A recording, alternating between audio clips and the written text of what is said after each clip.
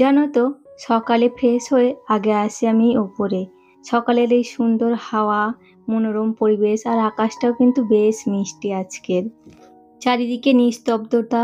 সকালে উঠলেই না চারিদিকটা পুরো একদম চুপচাপ। আর এই সকালের এই সময়টা না যদি না আমি আসি, আমার যেন মনটা কিরম একটা খচখচ করে। ওখানে গাছপালাগুলো দেখে চলে এসেছি নিচে। আর এই যে আছে একটা টিয়ে আমার। খোলো, গেট খোলো। হ্যাঁ, ভালো করে খোলো, ভালো করে খোলো। হচ্ছে না, ভালো করে খোলো। খোলো খোলো, গেট খোলো। এই তো গেটটা খোলো, খোলো। হ্যাঁ, এই নাও, চলে এসো, বাইরে আসো, বাইরে আসো। যেও না, যেও না, উপরে যেও না।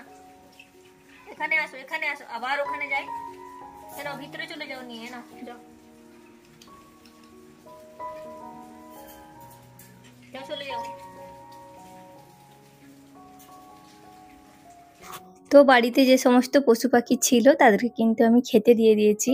আর ওই পাখি ছাড়াও কিন্তু এখনো দুটো বদ্রি পাখি আছে আর মাছও আছে। সেগুলো তোমার সঙ্গে শেয়ার করলাম না, অন্য একদিন করব। আর এই মুহূর্তে তোমরা যারা আমার ভিডিওটি ক্লিক করেছো তাদের কাছে একটাই অনুরোধ, যদি আমার ভিডিও কোথাও না কোথাও ভালো লাগে তাহলে চ্যানেলটি সাবস্ক্রাইব করে পাশে থাকবেন আর লাইক দিয়ে পুরো ভিডিওটা দেখবেন। আর এর আগের ব্লগে না অর্পিতা বিজয় দিদিভাই কমেন্ট করেছো, ওই ভারী তোষকটা একা তুলতে যেও না, লেগে যেতে পারে। তো আসলে না মানে দুটো ঘরেরই দেওয়া হয়েছিল। আসলে মানে তোমাদের দাদাভাই যেহেতু ছিল রুমে, তো তার জন্য ওটা তুলিনি আর কি, আমাদের রুমেরটা। তো মা যখন ছিল আর কি, মায়ের রুমেরটা তিনজন মিলে আর কি, আমার একটা ননদ আর আমি, মা তিনজন মিলে তুলেছি। এতটাই ভারী, তবে আমাদেরটাও ভারী, একটু কম আছে আর কি। আমি একা মোটামুটি একটু কষ্ট হলেও চাকিয়ে নিতে পারি। তো থ্যাংক ইউ দিদি ভাই, এভাবে আমার পাশে থেকো, কমেন্ট করো আর আমার অনেক অনেক ভালোবাসা নিও তুমি। আর আমাদের এখানে না বেশ কয়েকদিন ধরে বৃষ্টি হচ্ছে, রোদ্দুর হচ্ছিল না, তো তার জন্য মানে পুরো ঘর বাড়ি আর কি পুরো স্যাঁতসেঁতে হয়ে গেছে। আর একটু রোদ্দুর করলে দেখবে কয়েকদিন বৃষ্টির পর একটু রোদ্দুর হলে মনে হয় সমস্ত কিছু রোদে দিই। সেই লোভটা সামলাতে পারলাম না, তো তার জন্য আর কি সমস্ত কিছু রোদে দেওয়া হয়েছিল। আর এখন দেখো বিছানা টিছানা পেতে একদম মানে কাঁচেরটাও আর কি প্রচন্ড নোংরা হয়ে গেছিল, আর এদিকে টিভিটা পুরো সমস্তটা একবারে মুছে নিচ্ছে আর কি। আর যেহেতু তোমার দাদাভাই আজকে আছে আর কি বাড়িতে, তো তার জন্য রান্নার সেরকম একটা চাপ নেই, একটু বেলা হলেও চলবে। আর বাবু আসলে তারপর হচ্ছে কি আমাদের খাওয়া দাওয়া হয়। তো তার জন্য আর কি আগে এই সমস্ত কাজগুলো করে নিই, তো তারপর হচ্ছে ওদিকে রান্নাটা করব। আর এর আগের ব্লগে না ছায়ামণ্ডল দিদিভাই কমেন্ট করেছো, তোমার এই পরিষ্কার কাজ দেখতে খুবই ভালো লাগে দিদিভাই। তো থ্যাংক ইউ সো মাচ বোন, তুমি আমার অনেক অনেক ভালোবাসা নিও আর এইভাবেই আমার পাশে থেকো। আসলে কি বলতো, সময় তো আর মানে পরিষ্কার পরিচ্ছন্ন করে রাখতে পারি না, তবুও যতটা পারি আর কি চেষ্টা করি মানে গুছিয়ে করার, পরিষ্কার রাখার। এরকম কিন্তু না যে আমার বাড়িতে মানে সিঙ্কে বেসিন পড়ে থাকে না বা জামা কাপড় থাকে না চেয়ারে, সমস্ত কিছুই কিন্তু থাকে। কিন্তু যতটা পারি আর কি চেষ্টা করি গুছিয়ে রাখার। এটা হচ্ছে একটা বাড়ি, কোনো রেস্টুরেন্ট না, মানে কোনো হোটেল না যে গুছানো থাকবে সব সময়। তাও কি বলতো, যতটা পারা যায় আর কি গুছিয়ে মানে রাখার ততটাই আর কি চেষ্টা করি। আর এই পরিষ্কার থাকলে দেখবে মানে নেগেটিভ এনার্জিও আসে না, মানে পজিটিভ এনার্জি থাকে। আর দেখবে তোমার বাড়ির মধ্যে যখনই কোনো গাছপালা থাকবে, তখন দেখবে যদি সেগুলো শুকিয়ে মতো যায় তাহলে ভাবতে মানে বোঝা যায় যে থেকে যে নেগেটিভ এনার্জির মানে আছে। আর যদি সেগুলো সতেজ থাকে সব সময়, আর তুমি যদি ঘর বাড়ি পরিষ্কারও রাখো, মানে এ থেকে কিন্তু নেগেটিভ এনার্জি আসে না, পজিটিভ এনার্জি আসে। তো চলো, সকালে হচ্ছে মা আর কি বেকারিওয়ালাদের থেকে এইসব মানে চাল ভাজা, কয়েকটা বিস্কিট মানে এগুলো আর কি নিয়েছিল। তো সেগুলো হচ্ছে কি এখন ঢেলে রেখে দিচ্ছি ডিপের মধ্যে।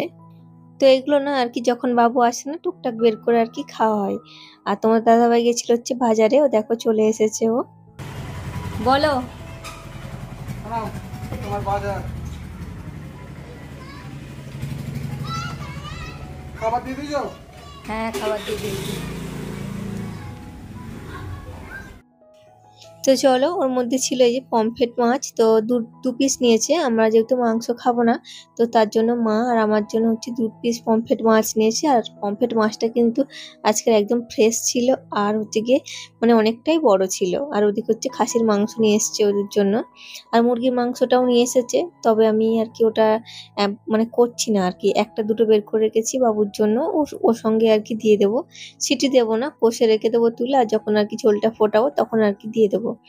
তো কি বলতো, ও না একদমই খাসির মাংস খেতে চায় না, তো অল্প অল্প করে ঝোল আলু দিই ওকে। তো তোমাদের দাদা ভাই আর কি বলে যে ওকে একটু মানে মাটনটা খাওয়ানো শেখাও। তো ও ছোটবেলায় না খেত, তারপর হচ্ছে কি বড় হয়েছে যেই থেকে আর কি মানে বুঝতে শিখেছে একটু, সে থেকে আর মাটনটা খেতে চায় না।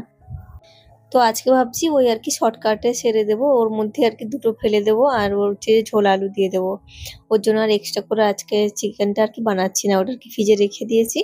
আর ওদের মাটন আর আমার দুটো মাছ হবে আর কি, আর ডাঁটার তরকারি এই সমস্ত হবে আর কি। আর এই পমফ্রেট মাছের কারি তো ভালো, বাট আমাকে পমফ্রেট মাছের তন্দুরি খেতে না ভীষণ ভালো লাগে।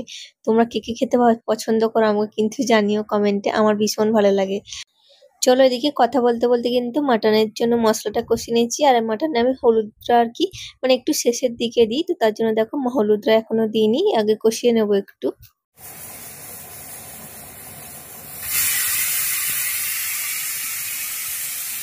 আর এই মাটনটা না আমি কয়েকটা মানে কষে নিয়ে সিটি দিয়ে তারপর হচ্ছে আলুগুলো ভেজে ওর মধ্যে দিয়ে মানে বেশ খানিকক্ষণ ফোটাই। আমি আলুগুলো কিন্তু খুব একটা মানে প্রেসার কুকারে দিই না। তো বাইরে তো বৃষ্টি হচ্ছে, আর এখন এই যে বাবু আসেনি, তো বাবুকে তোমার দাদাভাই নিতে গেছে, যেহেতু আজকে বাড়িতে আছে তো নিতে গেছে, আর আজকে আমাকে যেতে হয়নি। আর বৃষ্টি হচ্ছে, এখন সব রান্না বান্না ঘরের সমস্ত কাজ কমপ্লিট হয়ে গেছে।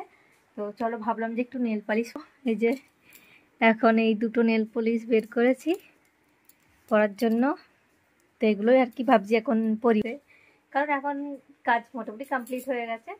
তো ভাবছি যে অনেকদিন নেল পলিশ পরা হয়নি, তো ভাবছি পরি। চলো, তবে চলো, তোমরা কে কোথা থেকে আমার ভিডিও দেখছো সেটা কিন্তু অবশ্যই কমেন্ট করে যেও বন্ধুরা। আর আমার ভিডিও তোমাদের কেমন লাগলে সেটাও কিন্তু কমেন্ট করে জানিও। আর তোমরা যদি কোনো রকম কোনো ভিডিও দেখতে চাও সেটাও কিন্তু আমাকে কমেন্ট সেকশনে কমেন্ট করে জানাতে পারো বন্ধুরা।